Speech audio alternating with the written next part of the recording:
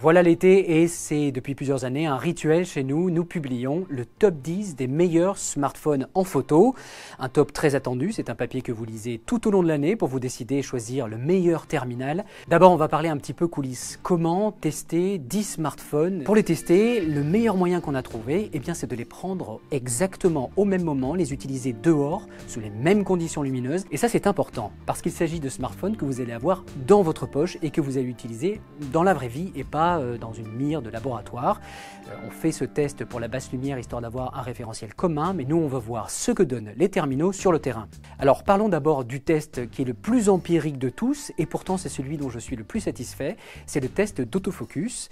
Si vous regardez, il y a beaucoup de tests sur le net et ils se mettent face à une mire et ils le posent sur un trépied, et à mon avis, ce n'est pas la bonne démarche.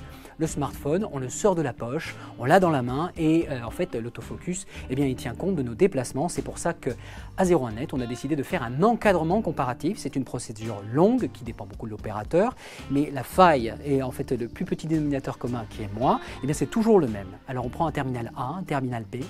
Dans différentes luminosités, on va les comparer les uns aux autres. Il y en a toujours un qui se décroche. Ensuite, on va les placer côte à côte.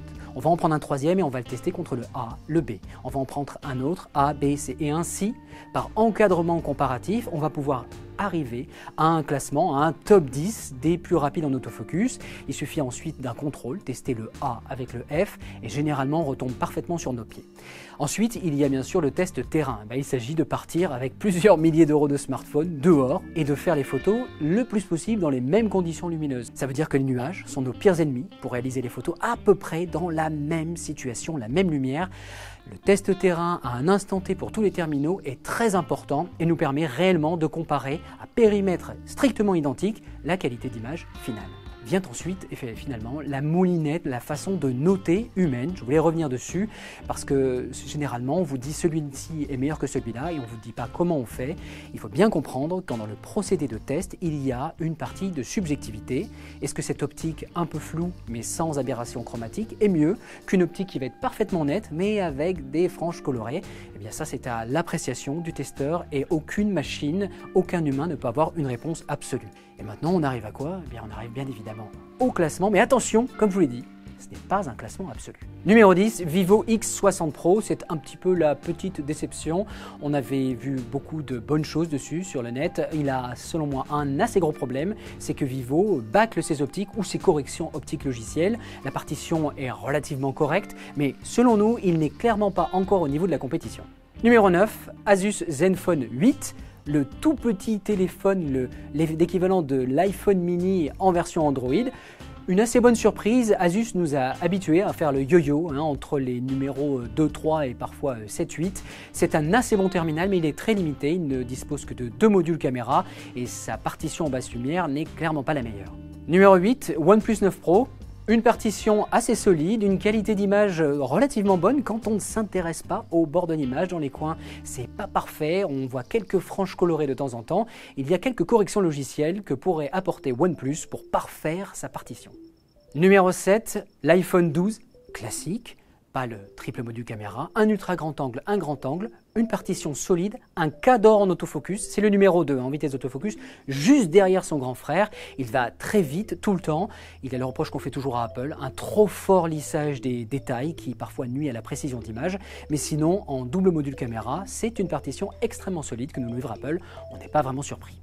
Numéro 6, Google Pixel 5, une partition colorimétrique très solide. On connaît les traitements d'image de Google, c'est là où ils sont très bons. Il faudrait quand même que Google s'intéresse un petit peu à la physique, parce qu'il y a une partie de la physique qui s'appelle l'optique et ça compte beaucoup.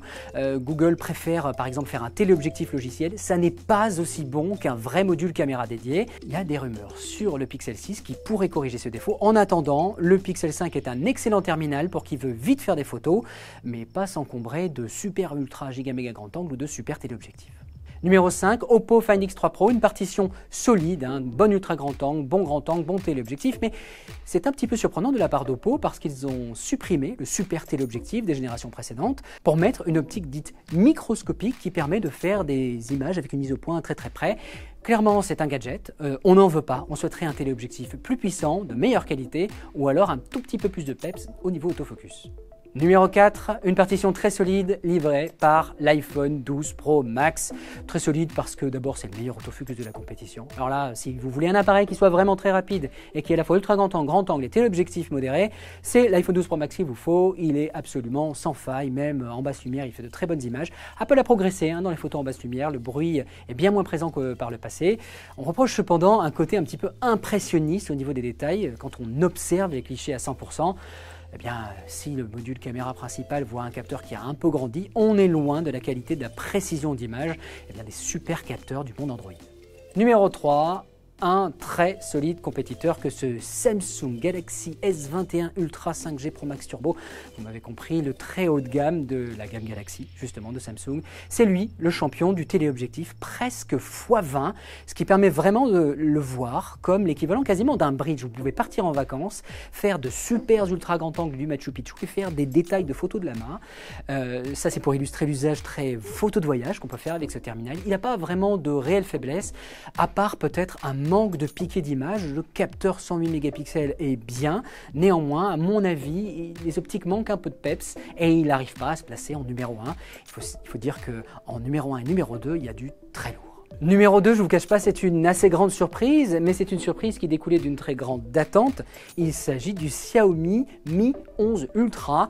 Il marque des points d'abord pour une raison, c'est qu'il a choisi de très grands capteurs. Google, qui est un très grand partisan de l'algorithmie d'un capteur normal, et je vous mets plein d'algorithmes, perd un petit peu la bataille face à Xiaomi, parce que Xiaomi utilise un très grand capteur, ils mettent une grosse optique devant, il n'y a pas de miracle, ça fait des photos qui sont magnifiques. D'ailleurs, un petit point au niveau optique, il me semble que Xiaomi pourrait progresser dans ce domaine-là, notamment sur les bords de l'image qui sont des fois un petit peu mous. Alors ça parlera souvent aux photographes plus qu'au grand public.